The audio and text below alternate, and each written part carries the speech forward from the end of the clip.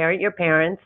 And we're honored today to have Commissioner Raquel Regalado with us. We are speaking today because, I don't know, about 3 or 4 weeks ago, I wrote an article in which I discussed many things about the fact that the vaccine was here, but so what? Because at this point, the only people who were getting vaccinated were either wealthy or white, and how dare the health department offer commissioners 1,300 vaccines, I think, 650 for 650 constituents, and none of them said no.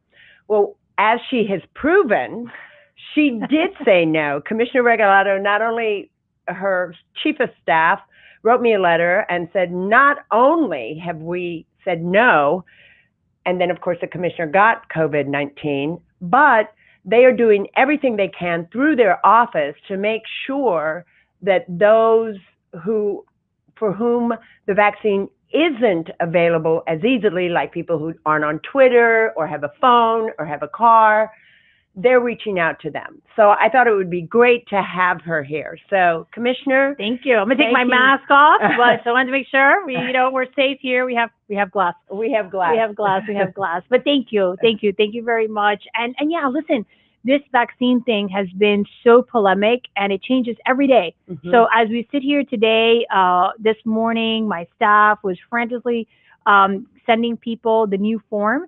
The health department has issued a new form. You no longer need a letter from your doctor if you're 55 and over. Oh. It's now a new Department of Health form that your doctor just has to sign, and they don't even need to say why you should get the vaccine.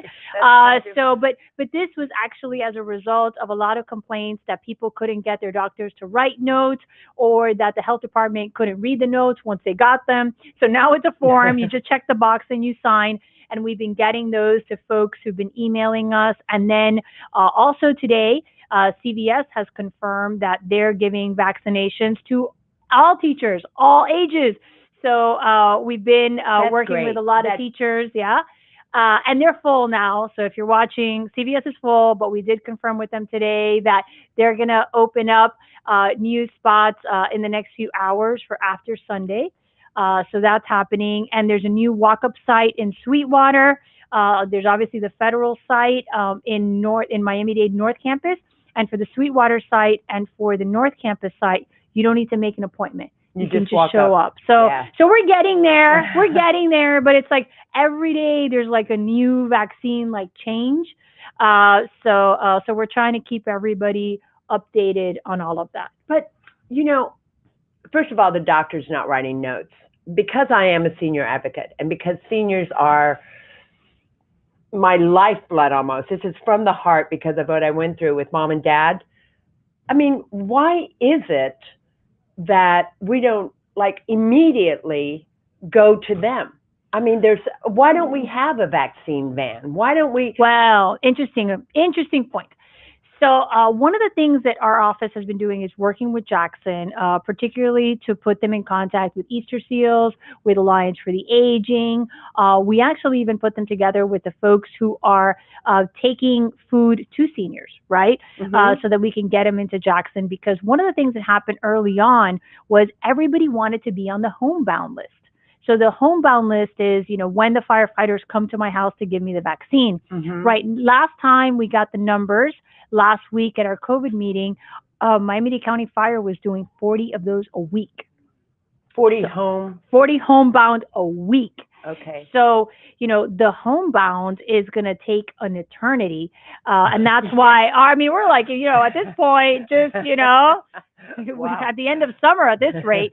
So what we started doing was reaching out to these organizations, telling them about how great, because the Jackson is really wonderful. The parking's easy, in and mm-hmm. out. Our firefighters are there. We've taken dozens of Alzheimer's patients and their families. Mm-hmm. These are folks who have people helping them at home, right. And their families were really scared. But these are federally homebound people. Right. We even had some constituents in District 7 and in other districts that we helped get appointments for Jackson that went in wheelchairs and also with feeding tubes. We put people together with the STS system so that they can get there. Mm-hmm. Because a lot of folks told us, well, the reason that I'm waiting at home is because I don't have transportation. And we're like, well, the county has an answer for that. We actually do special transportation. So, so we've been connecting those dots. But you're right. In a perfect world, we should be able to get vaccines to people at their homes. I can tell you that the mayor has approved a vaccine program per district. They did District 1 last week. It's by number, so they'll eventually get to 7. It could be worse. 7 is a lucky number. It is a lucky number. And, at least I'm not like, 12, right? So, 12 is complaining, 11 and 12 are complaining. And we also did 2 events with our churches. So we did one in the West Grove that was very well attended, and Great. it was a walk up. So, it's getting better. And now the state of Florida the federal system is already using the Johnson & Johnson. So yesterday at the Miami-Dade North site, they had the Johnson & Johnson vaccine. Yesterday and today, they've been giving it to people. And the state of Florida told us today that we're going to be receiving some Johnson & Johnson in the next 48 hours. So that one's even easier because part of this issue is like the follow-up, the 2. Yeah. So you have these events and you tell people to come, great. But now you got to get them all back, right? You got to figure out like where the second one is going to be. And that's the other issue with the homebound. Yeah. So, okay, I'm going to get there 40, and that's for the first one. Then I have to come back and do it again. One. So we're trying, but I think now that we have different options, and the Johnson & Johnson one also does not require refrigeration. So now I think Fire could probably do homebound a little bit faster, without all the logistics. I guess for me, first of all, I think it's a great idea to get Easter Seals, Alliance for the Aging involved. I mean, then they also feel as though, and of course, it's a great fundraising tool for all those nonprofits. So I love that.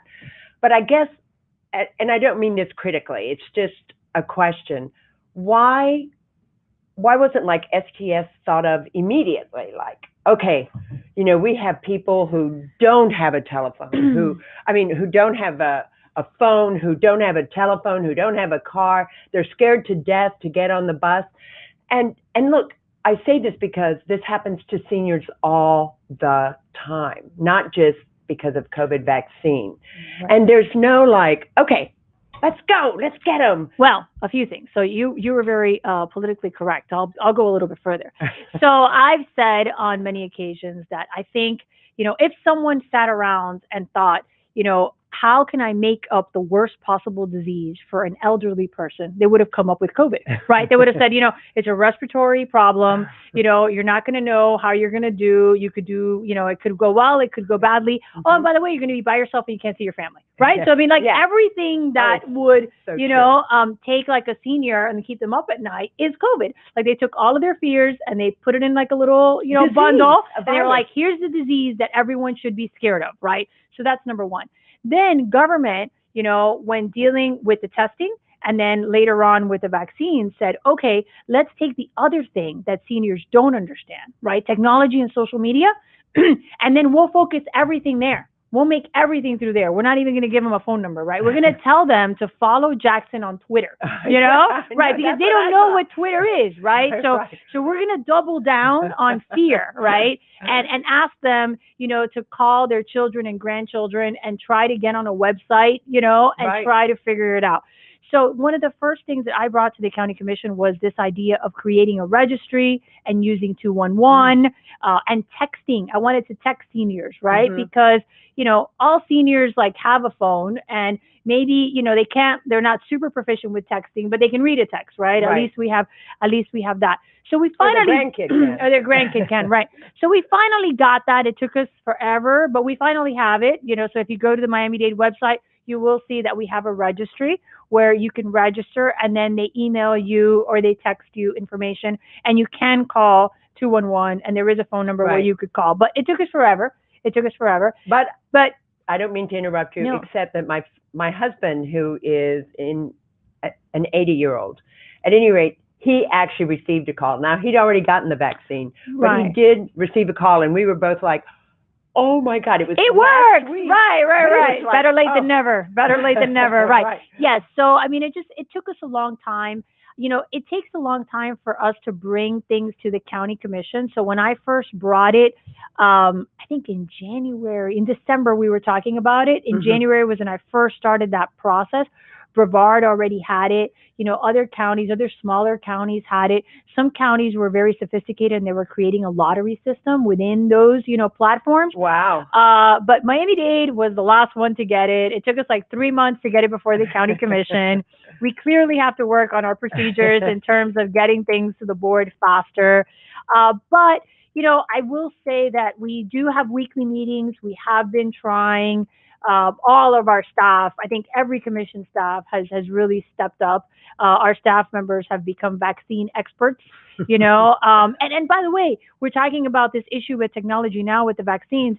At our last meeting, I brought this issue up again with the vote by mail, because now SB 90 wants to change how you request a vote by mail ballot. And once again, seniors will be impacted, because when we purge the list, right, younger people will just log on and get another one. And then we're going to spend 5 months explaining to older people that when they requested a ballot for 2 years, the law changed and now they have to request it again.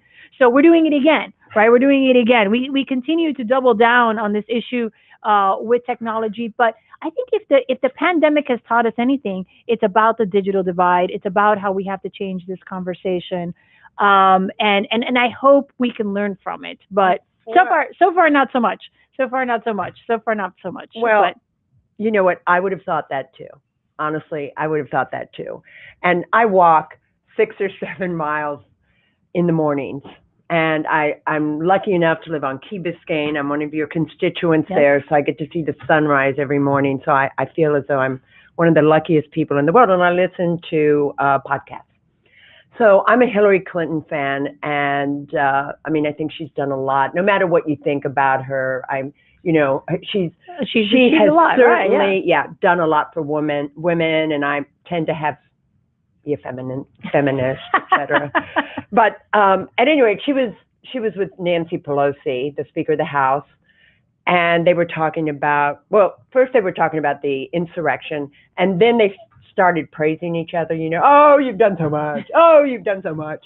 And even though I like both women, I thought it was a little over the top. But all that being said, Nancy Pelosi said that the 3 most important issues facing our country are our children, our children, our children. I agree. Well, I don't. Really? No, I don't. Because those children would not be there. Well, if it wasn't for other generations, right. But for the fact they have stood on the shoulders of seniors. And also, there are disabled people in there, and this is the United States of America. Wow. So, I know. I'm sorry. But you brought up a good point.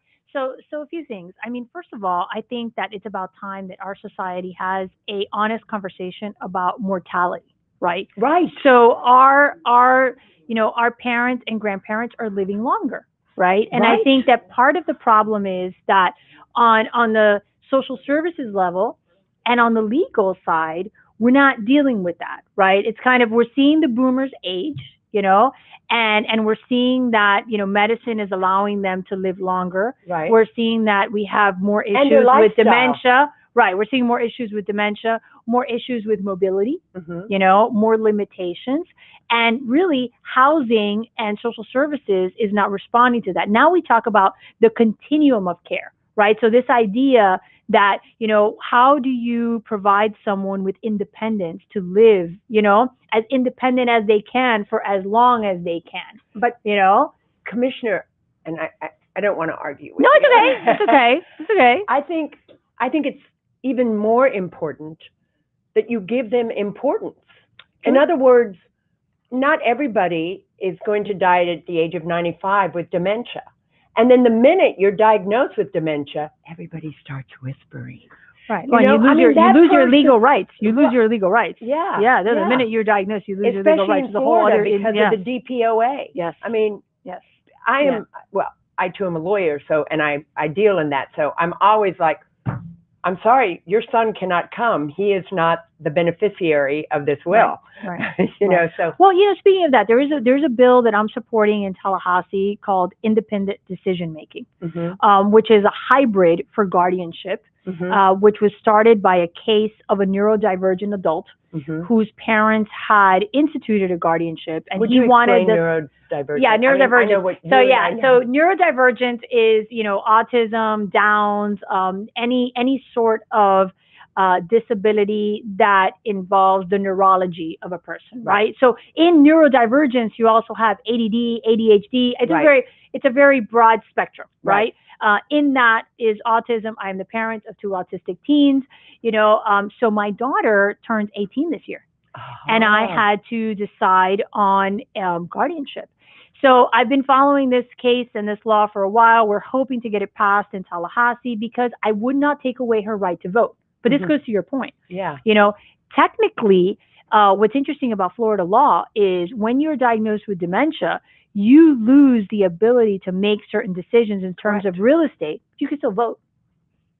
You can still vote. I did not know that. Yes, you can still vote. And one of the things, one of the things, that we've talked about in Tallahassee for a few years in terms of the neurodivergent, which are very similar in many ways to dementia, right? So it's all about, what's happening to the brain, right? Yeah, like capacity, and like what's happening. So yeah. Neurodivergence has a tendency to grow into a greater capacity, while on the dementia side, you're losing capacity, exactly. Right? So they're very similar, and there's a lot of organizations like Easter Seals that work with the neurodivergent and with Alzheimer's, right? Because the continuum of care is very similar. The training is very similar. Right. Even the resources that we use are very similar. On the side of dementia, to slow down the process, and on the side of neurodivergence, to accelerate the process of growth and understanding. Right. So these are the same tools, right? Right. So I talk to people about like what I did during the first 100 days. And it was very difficult because my daughter loves going to school. And I actually went to resources for autistic adults and bought her like sticker by number and all these different things that they use at adult daycares, to like engage people. I was like, I got to do something around here that's different. They also do that in dementia. Yeah, in dementia, right. Yeah. Yeah. It's, and we started playing like, started those block games. Right, coloring books, right? The really intricate coloring books, So we have all of that at my house too. And that's sort of what we were doing for those first 100 days is I tried to keep her, engaged. But this idea of, should there be a middle ground between, a fully independent individual and guardianship is one that doesn't just apply to the neurodivergent. We're talking about it now for the neurodivergent, right. But it's something that should also be considered for people who are diagnosed with dementia, because it could take years. True. It could take years. And a lot of times family members don't feel that they should strip people of their rights, And back to your point about ensuring that they have a voice. I think part of the problem that we see definitely in Washington, not so much in local elections, because I got to say, in local elections, the majority of people who vote are over the age of 60. So local government, always has its eye on the 60 and over group because they are who elect us. Let's be honest, folks. I say it as an elected official, like, look at the numbers. They elected me. Yeah, no, it's true. It's true. Like, they are the ones that go to vote. I mean, we always joke that they vote like it's their job, right? Yeah. We could talk about younger people getting involved in politics. Gen and look, Z, especially. right, Gen Z, but these are anomalies, right? I mean, and they usually get involved in presidential. They'll vote Not for the small ones. 2 or 3, and then they'll drop off the ballot. But, people who are 60 and over, like, they will go down ballot. And in fact, if you look at the judicial races, the judges are elected by people over the age of 65. The only people who actually even get to that point, right, are people who are over 65. Yeah. So there's a tremendous disparity, in terms of, how important that electorate is for national versus local. Well, but keeping the vote and having the right to vote is huge. Because that changes the conversation. That makes you a population that, elected officials have to consider. Well, here's where I disagree a little bit. Okay. I think keeping the vote, and I agree with you, it is the elderly, the elders, as I call them, who vote.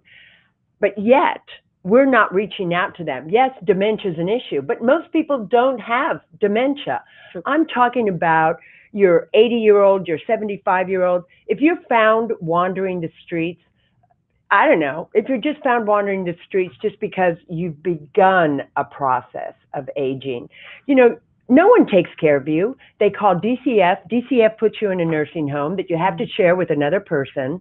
Now, for poor people, at least they got the vaccine first, right, because they were in nursing homes. But right, other than that, they just put them in a nursing home. And unless you're looking for them, that might be where you end up your life.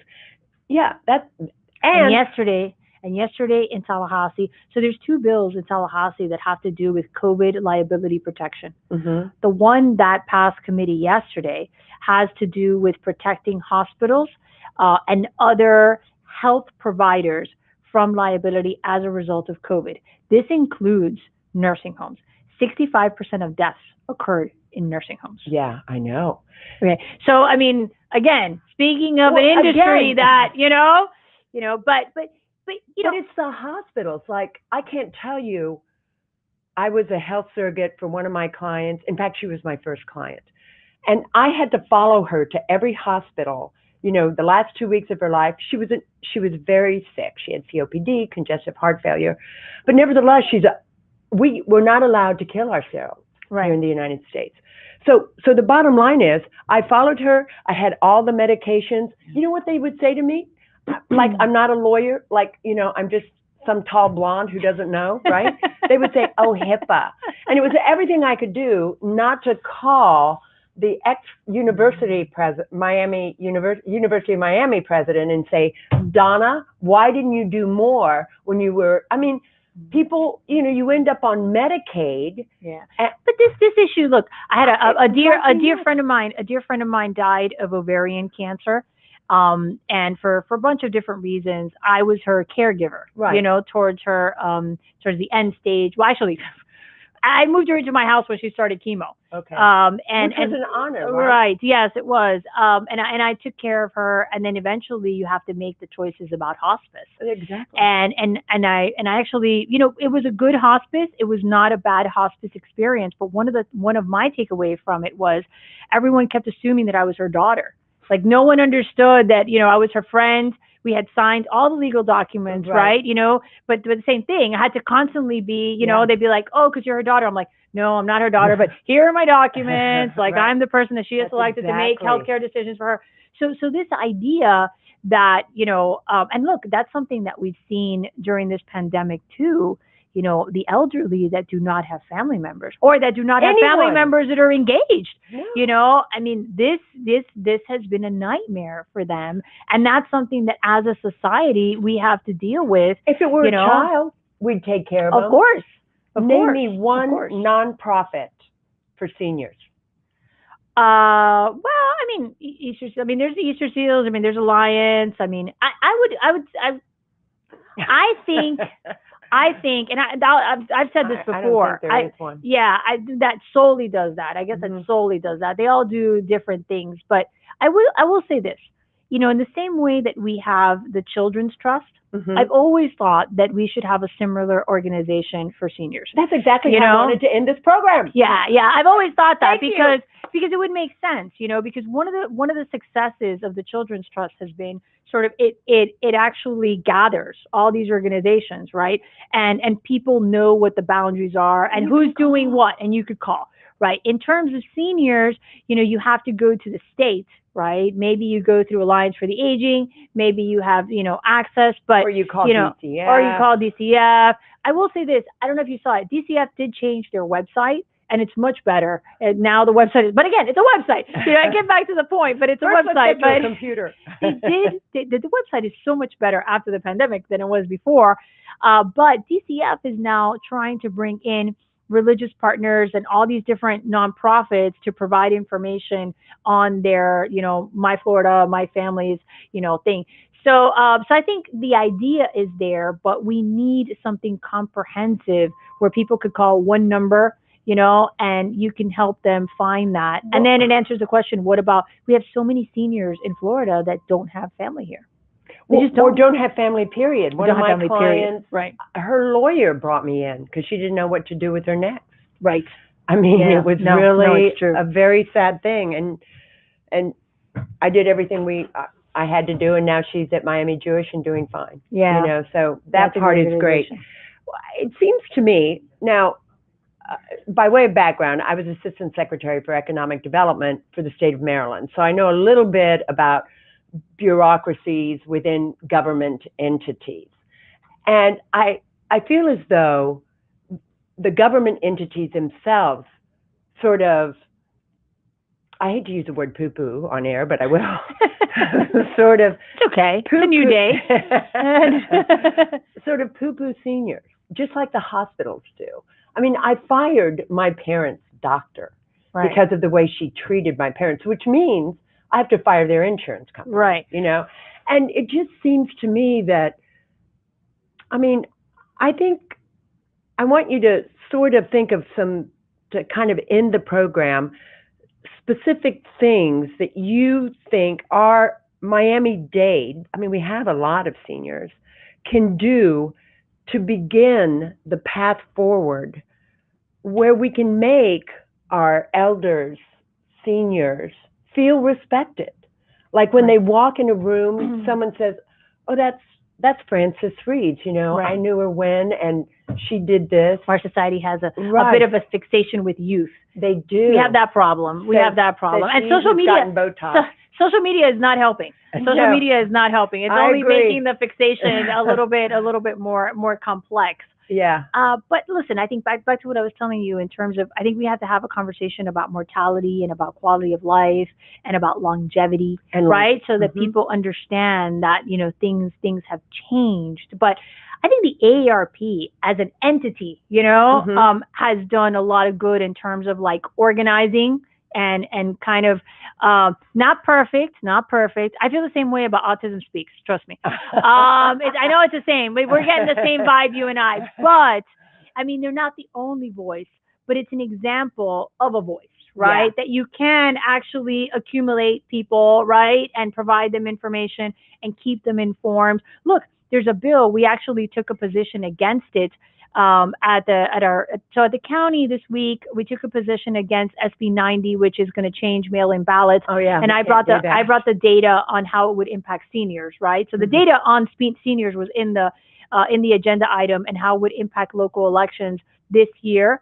My request was, listen, this thing is going to pass. I don't think we can kill it, but we can make it better by making the effective date January 1st instead of July 1st. That way we have more time to educate people. And that way we do the 5 big elections this year. We like survive them without this mess, you know, and then we start again next year. Right. But I'm a very pragmatic person. I'm always trying to find solutions. And as you know, as attorneys, moving the effective date is not a big ask. No. From July 1st to January 1st, like that's not a big deal, folks. Yeah. So I figured that was a good way to deal with that problem. But there's another bill that we flat out opposed, which is they want to say that insurance companies do not have to provide coverage for roofs that are over 10 years old. Well, who is that going to impact? Seniors, right? That's going to impact seniors, folks. That's the conversation that we had at the Board of County Commissioners. We're like, but wait a second, you know, so so they have to pay insurance, right? Folks, I mean, we know what lobby that was. Right, exactly. Well, I mean, and they're also increasing, you know, the rates for citizens, you know, for the most part, who has citizens? Seniors, right? So, and now we're in a situation where, you know, a lot of seniors, you know, are getting reverse mortgages or getting second loans.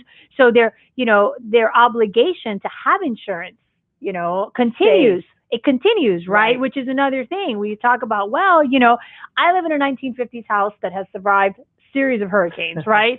You know, the thing is a bunker. The only thing I have to worry about is the roof. Really. I mean, I have hurricane windows, but that's it. Like my only issue is the roof. I mean, it is in fact a bunker. But, you know, these things, you know, are kind of kicked around in Tallahassee and nobody really thinks about it. And then they have this senior lobby. Right. Yeah, because they're drives all me nuts. very, very young. They're all very, very young. Our Yeah. representatives are, for the most part, very, very young. But I mean, Wilton Simpson is there, but I think, one of the things we have to do is get better organized at, how do we get this information to the people who are impacted by it, right? How do we kind of connect those dots? So I hope we can figure that out. Asking them to follow us on social media clearly is not the answer. No, it can't be yet. No. That is not an option. Thanks for trying, for the politicians that were pushing that, but I don't think that's the option. So we have to find another way. And it's important because one of the things that we learned for the pandemic is that everything went online, and for people who did not have access to computers and you couldn't order groceries. You couldn't, you couldn't do anything. You couldn't do anything. So we asked people to stay home, and then, they couldn't provide for themselves. And then we talked about, our poor children having to stay at home. What about these seniors who had no one? Luckily for the seniors who are in homes that are my clients, I found FaceTime and someone would go, but only because they were in an assisted living center, and I could at least FaceTime with them. But their meals were delivered to them, and they had television for company. Yeah. I mean, really? Yeah. Really?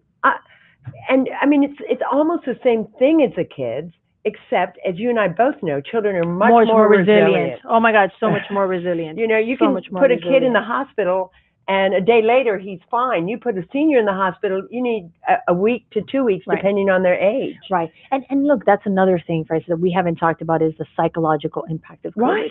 Right. And we've seen it with the vaccines, and that's why more reason to ensure that seniors get the vaccine. There is a psychological change in them once they get this vaccine, because even though they still have to be careful, we eliminate the dread. Right. The issue is the fear, the fear. And that's something that I think we were right to focus on seniors instead of focusing on essential workers. I know that was very polemic at the moment, but I truly believe that our seniors were the ones most impacted. Well, and a lot of seniors are essential workers. Right. This is true. This is true. This is true. A lot of them in Florida are essential workers. I mean, that's just the reality. They work into their 80s. Yeah, they're there. They have to. Sometimes because they have to, and sometimes because they choose to. Right. They just want to get out of the house. They just want to get out of the house. Right. Or it's their personality. Like I told, my father is not a senior. He would be very angry at me for saying that. But my father has zero. I think he quote unquote retired for a week and a half. That was how long that lasted. Exactly. He couldn't even do 2 weeks, before he was up and at it and working more than But don't before. You love that? I love it. Yeah, and I love it's a personality thing, and I think it keeps them young in many ways. And I think it's what makes our community so diverse and so wonderful that we have these different, voices. So I hope that there's something that we can learn from all this. I mean, I think we're still in the middle of it, but at some point we have to circle back. Well, Commissioner, I don't want you to hope. I want to you come back and establish best practices. I want you to lead.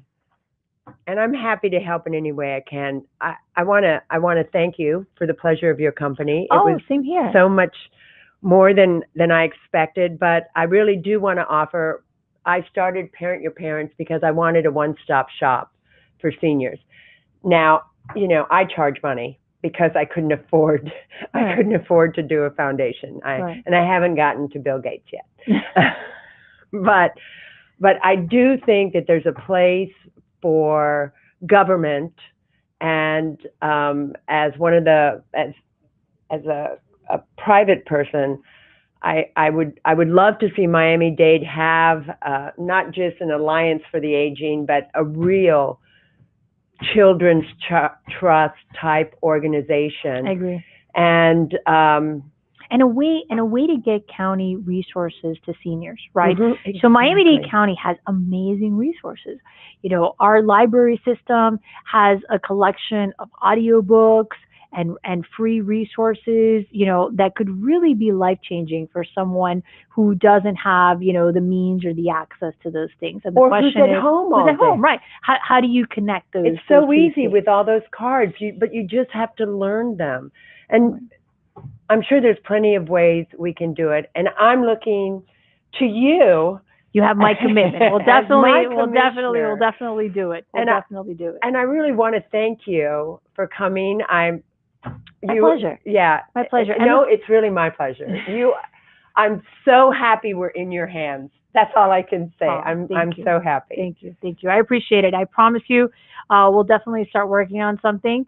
I think, now more than ever, we have to talk about access and about mental health, and about making them a priority and finding one place, right? And part of our culture. It's here. Right. Yeah. Agreed. All right. Agreed. Thank you. Thank you again. Thank you. It's been a pleasure. And Mr. Producer, are we done? You have to sign off. That's kind of the tradition. We got carried away. I'm new at this. We got carried away. My name is Frances Reaves, and today we have had Commissioner Raquel Regalado from District 7 at Miami Community News. And I'm not even going to give you a website or any technology, but you can find us anywhere you look. Just call any number and say, "Where's Commissioner Raquel Regalado?" Pretty easy and then to find. say, "Who was that lady you talked to?" And she'll let you know. I'm Frances Reaves from Parent Your Parents. Thank you so much for joining us. And I'll see you next week with Michael Miller, the publisher of Miami Community News. Thank you.